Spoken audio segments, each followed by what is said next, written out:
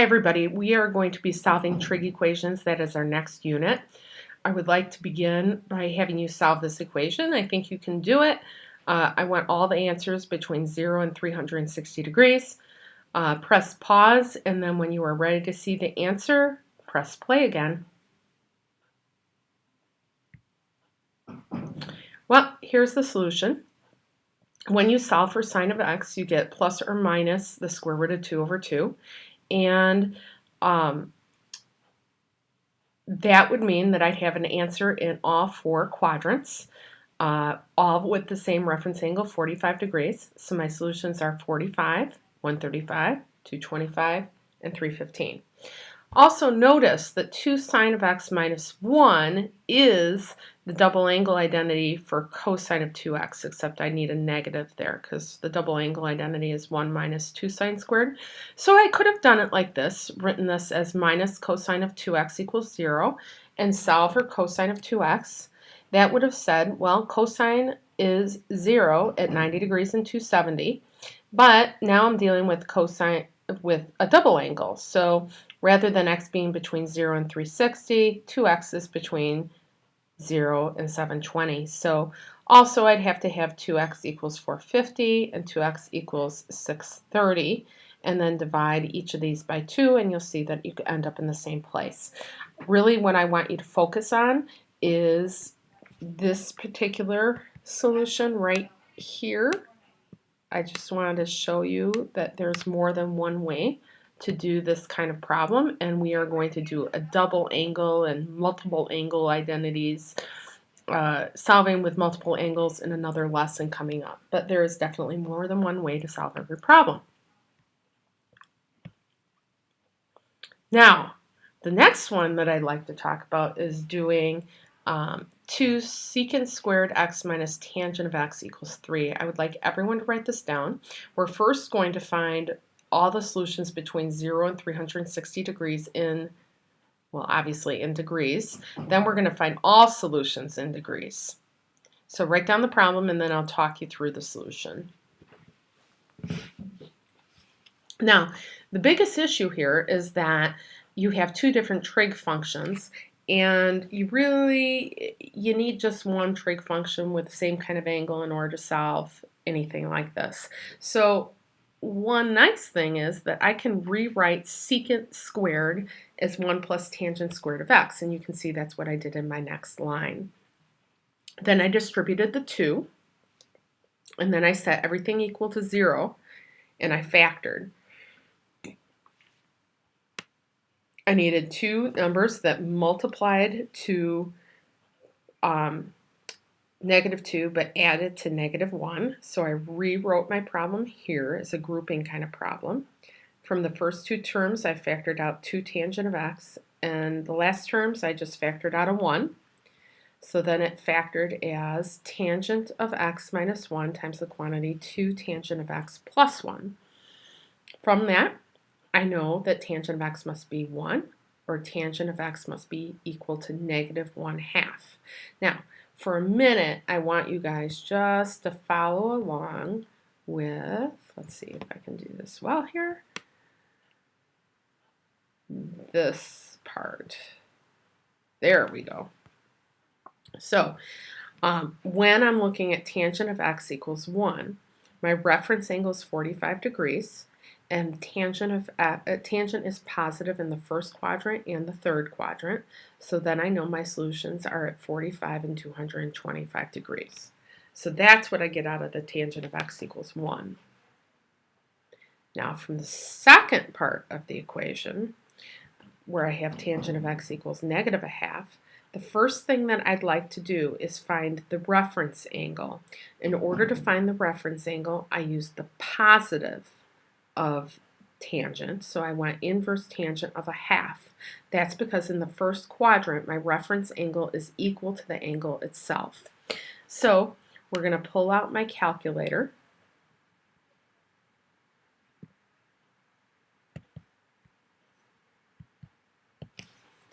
and make sure my calculator is in degree mode since I'm solving in degrees. Press the mode button. You can see right there is what I want degree highlighted. If not, highlight yours. Then you would do second tangent for inverse tangent. And again, the positive, always the positive. That's going to give me my reference angle. And I get 26.6 degrees rounded. So now that I have my reference angle, I should be able to find the angles where my solutions are. And that happens in the second quadrant and in the fourth quadrant. That's where tangent is negative. And I will have one answer at 180 minus 26.6. That's this one. Or 360 minus 26.6. That's that one. So I will have 1, 2, 3, 4 solutions for this equation between 0 and 360. Now, if I'm trying to write an equation for all solutions, there are infinitely many solutions, and I'm going to have an answer every single time my angle is coterminal with one of these 4 solutions between 0 and 360. So I could then write general equations where k is an integer, where I add 360k to each of the solutions between 0 and 360. That would give me all solutions. But you'll notice with tangent, these angles are exactly 180 degrees apart. These two and then these two. So alternatively, I could just write 2 equations, 45 plus 180k, or 153.4 plus 180k, and that would also generate all the solutions. Again, k is any integer. So either you would write all 4 of these equations with 360k, or the other 2 equations with 180k. Either would be correct. Okay, here is the next problem. I'd like you to write this down. Give you a minute.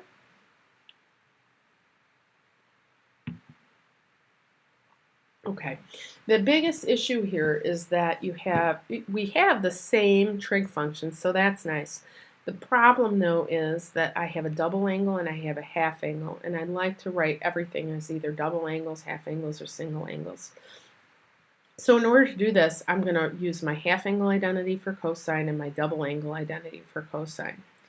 So you'll notice that the half angle identity for cosine is 1 plus cosine x over 2, the whole thing plus or minus the square root of that.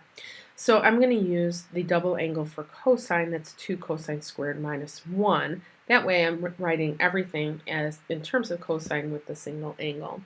And that square root is kind of frightening, except that it gets squared and then it makes it just all go away, and I don't need to worry about the plus or minus because anytime I square anything, it becomes positive. So we substitute this in, and you'll notice the 2's cancel. And then I just continue to simplify. 2 cosine squared x plus, minus 1 plus 1 plus cosine of x equals 1. The minus 1 and the 1 cancel. Then I subtract 1 from both sides, and then I factor, and we get to this point right here where we have cosine of x plus 1 times the quantity 2 cosine of x minus 1, and then we solve each of those, set equal to 0, and we find that cosine of x equals negative 1, or cosine of x equals positive a half. And again, it's all about finding reference angles. Luckily for cosine of x equals negative 1, the only place that happens is at 180. Cosine of x equals a half happens with 60-degree reference angle, and cosine's positive, so it's going to happen in the first quadrant and the fourth quadrant. So we get 60 and 360.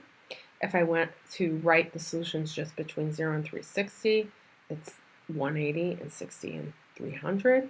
If I want to write all solutions, I simply just smack a 360k onto each of the solutions between 0 and 360. I'd like you to give this one a try. Press pause when you are ready for the answer. Press play.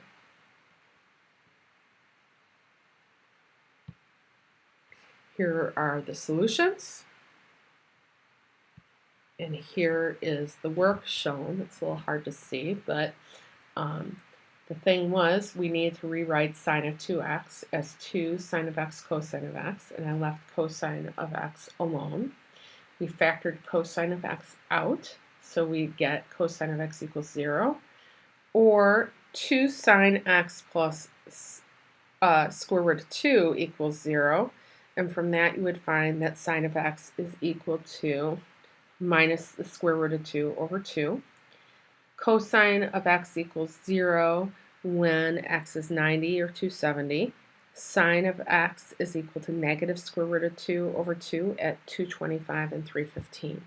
If you want all solutions, oh, did I say 90 and 270? Yeah, I did. If I want all solutions, I could either write 90 plus 180k, where k is an integer, or I could have also written 90 plus 360k and 270 plus 360k, and then for certain I need 225 plus 360k and 315 plus 360k. Now I want to solve this one with a graphing calculator. My solutions are already here, so that's kind of nice. We know what we're aiming for. So grab your calculator out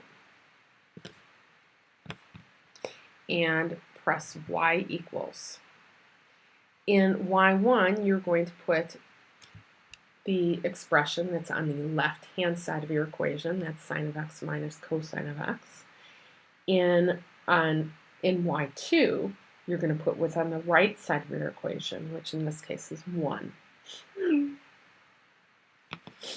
Now, press zoom, and then you'll notice option 7 is trig. That tends to do a good job of setting up our window because we want our window for the x's to be at least 0 to 360 since we were solving between 0 and 360 degrees. But zoom trig does a pretty good job of setting things up nice. So we're going to press option 7, and you'll notice that I have my curve. The blue one is the sine of x minus cosine of x. And then the red one is y equals 1. Our solutions happen anywhere that my two curves intersect. So we'd like to find where that happens. In order to do that, you press second, trace. Notice right above it, it says calculate. And we want to find the intersection of those two curves. So we're going to press option 5 for intersect.